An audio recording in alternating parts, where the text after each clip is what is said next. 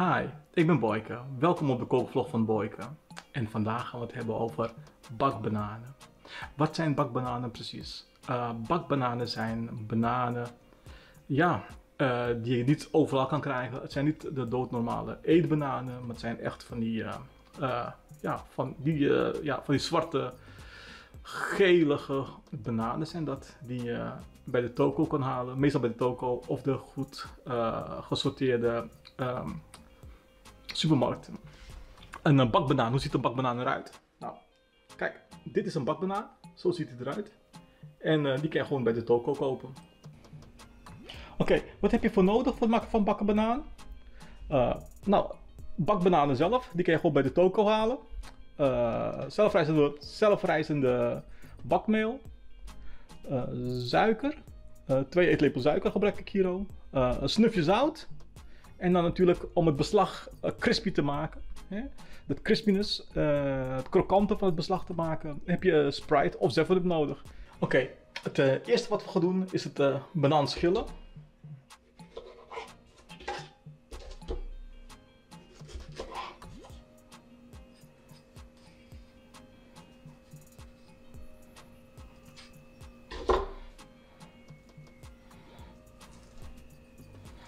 Zoals je ziet, is hij echt lekker rijp. Hoe rijper, hoe zoeter natuurlijk en hoe lekkerder. Dat is 1.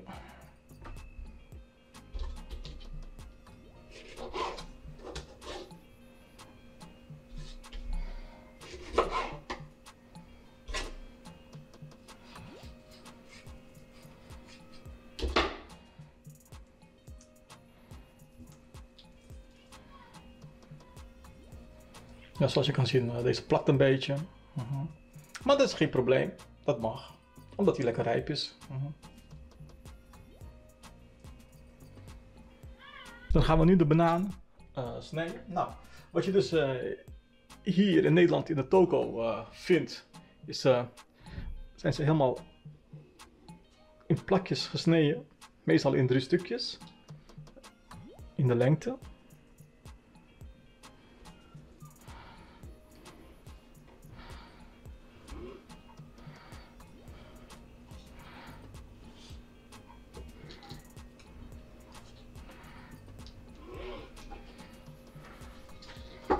Ja, omdat het zo zacht is en gaat het snijden nog wat moeizaam. In het Surinaamse keuken snijden ze toch in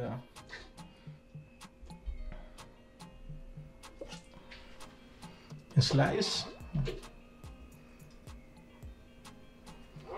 Ze maken van die lange slices, maar ja, dit gaat nog een beetje moeizaam. Ja, zoiets.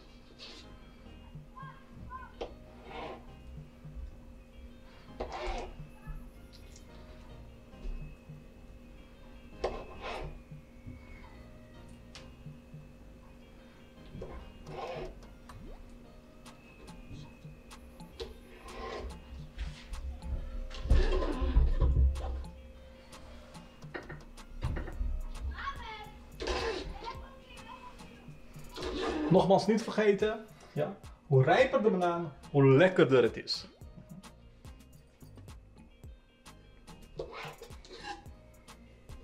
Nou, nu gaan we het beslag maken. Doe wat bloem in.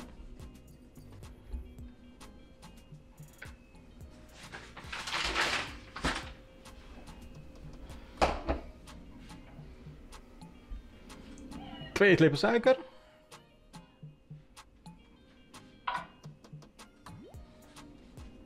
Snufje zout.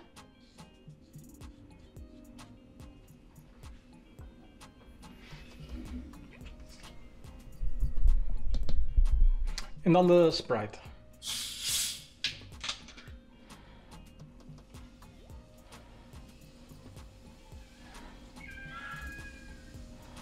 En dan maken we hier een mooie beslag van. Even een lepeltje bij.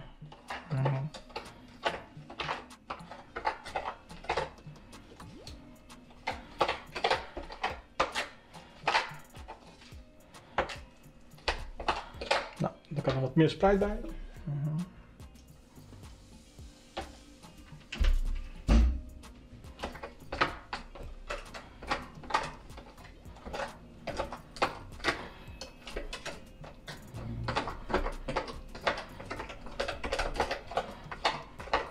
Dan goed roeren.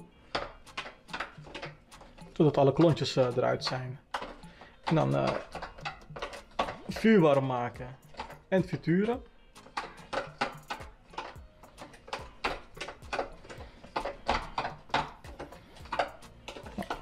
Zoals je kan zien is alles er bijna aan geheel glad.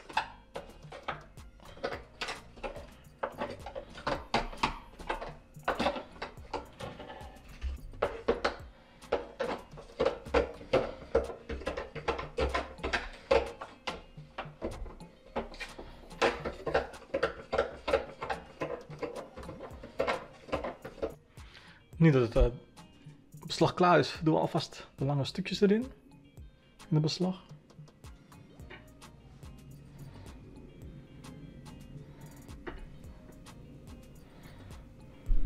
Er zit er nu de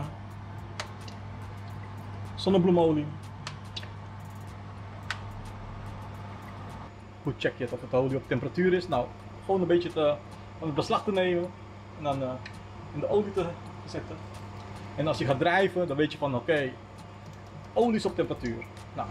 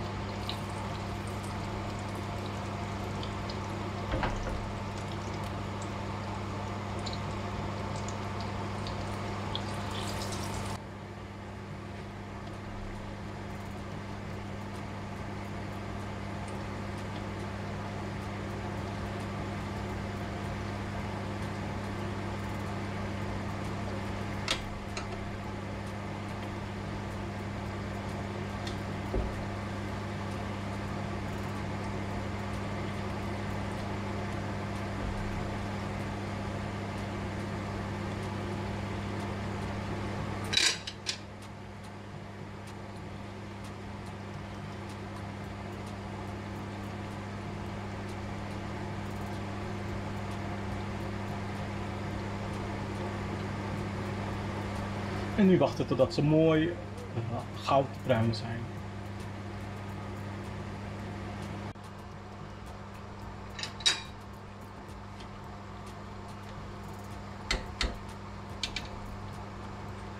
Als ze mooi goudbruin zijn, dan kunnen ze eruit.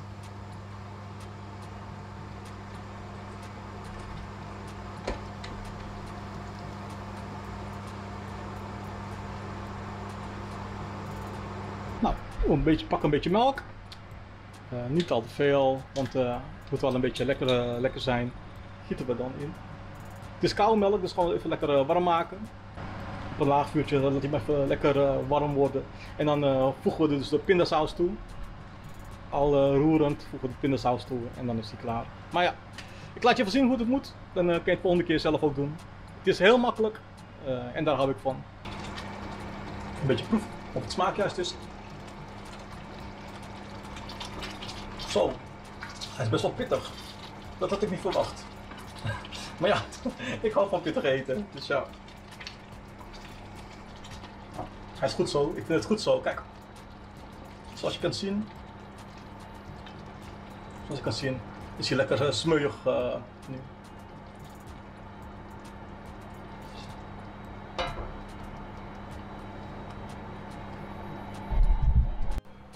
Nou mensen, dit is het eindproduct. Op het Surinaams noemen we dit bakabana en op het Indonesisch noemen we dit pisang goreng. En nou, laat me even proeven hoe het smaakt.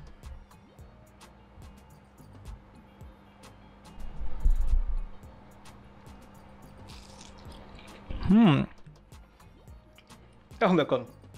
Kan niet beter kunnen maken. Is echt lekker. Mensen, probeer het uit. Het is echt heerlijk.